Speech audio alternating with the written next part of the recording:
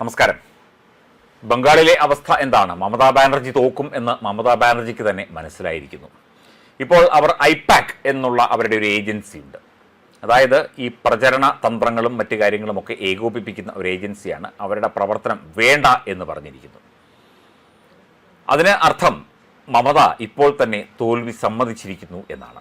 ഇനിയിപ്പോൾ വീണ്ടും ഐപാക്കിനെ വിളിക്കുമോ എന്നറിയില്ല. മാത്രമല്ല ഐപാക്കും ഇവരുടെ പ്രചരണത്തിന് അത്ര വലിയ ഒരു പ്രാധാന്യം കൊടുക്കുന്നില്ല. അതായത് മമതയുമായി ചേർന്ന് ഇത്തരത്തിൽ ചില കാര്യങ്ങൾ വരുമ്പോൾ ഇവരെ ED കേസിലൊക്കെ തന്നെ അമിത്ഷാ പെടുത്തുന്നു എന്ന ഉള്ള ആരോപണമാണ്. ഒരാൾ ED കേസിൽ പെടുന്നത് അമിത്ഷാ നേരിട്ട് ഇടപെട്ട് പെടുത്തുന്നതൊന്നുമല്ല.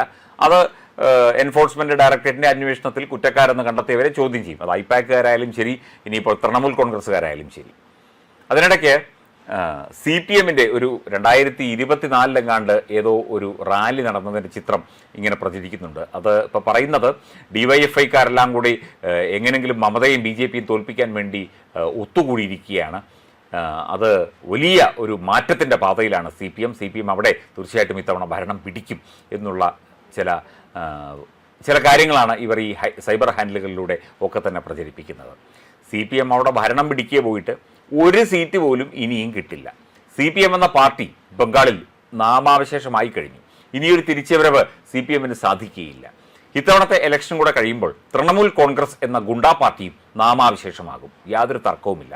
അവരിനിപ്പോൾ കോൺഗ്രസുമായിട്ടോ അല്ലെങ്കിൽ CPM-ഉമായിട്ടോ മറ്റ് കക്ഷികളുമായിട്ടോ എന്തൊക്കെ വിലപേശൽ നടത്തിയാലും എന്തൊക്കെ അഡ്ജസ്റ്റ്മെൻറ്റ് നടത്തിയാലും തീർച്ചയായിട്ടും ബംഗാൾ ഇത്തവണ പിടിക്കും എന്നുള്ള ഉറച്ച തീരുമാനത്തിലാണ് അമിത്ഷായും കൂട്ടരും മുന്നേറുന്നത്. മമതാ ബാനർജി തോൽവി സമ്മതിച്ചു എന്ന് തന്നെയാണ് ബംഗാളിൽ നിന്നുള്ള, കൊൽക്കത്തയിൽ നിന്നുള്ള വാർത്തകളിൽ നിന്ന് നമുക്ക് ബോധ്യമാകുന്നത്. എന്തൊക്കെ വന്നാലും ശരി, ബംഗാൾ പിടിച്ചേ അടങ്ങൂ എന്നുള്ള വാശിയിലാണ് BJP NDA സഖ്യം. മമതാ ബാനർജിയെ ജനങ്ങൾ അത്രയ്ക്ക് വെറുത്തു കഴിഞ്ഞു.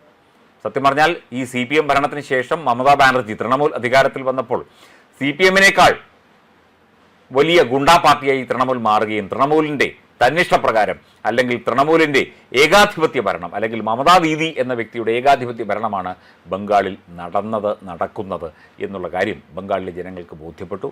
ഒപ്പം തന്നെ ഏതാണ്ട് ലക്ഷക്കണക്കിന്, ഏതാണ്ട് 1 കോടിയിൽ അടുത്ത് ജനങ്ങൾ, അതായത് ഈ ബംഗ്ലാദേശിൽ നിന്നൊക്കെ തന്നെ കടന്നു വരുന്ന ആളുകൾക്കൊക്കെ തന്നെ വോട്ടേഴ്സ് ID-യും മറ്റു കാര്യങ്ങളും കൊടുത്ത് അവരെ വോട്ട് ചെയ്യിപ്പിച്ചാണ് തൃണമൂൽ ജയിച്ചുകൊണ്ടിരുന്നത്. കഴിഞ്ഞ 2 തവണയും അങ്ങനെ തന്നെ ആയിരുന്നു. SIR വന്നതോടുകൂടി ആ ഒരു കളിയും മാറിക്കഴിഞ്ഞു. ബംഗാളിൽ ഭരണം ഉറപ്പിക്കും എന്നുള്ള ഉറച്ച വിശ്വാസം BJP-ക്കുണ്ട്. അത് നേടിയെടുക്കുക തന്നെ ചെയ്യും എന്നാണ് ഗ്രൗണ്ട് റിപ്പോർട്ടുകൾ സൂചിപ്പിക്കുന്നത്.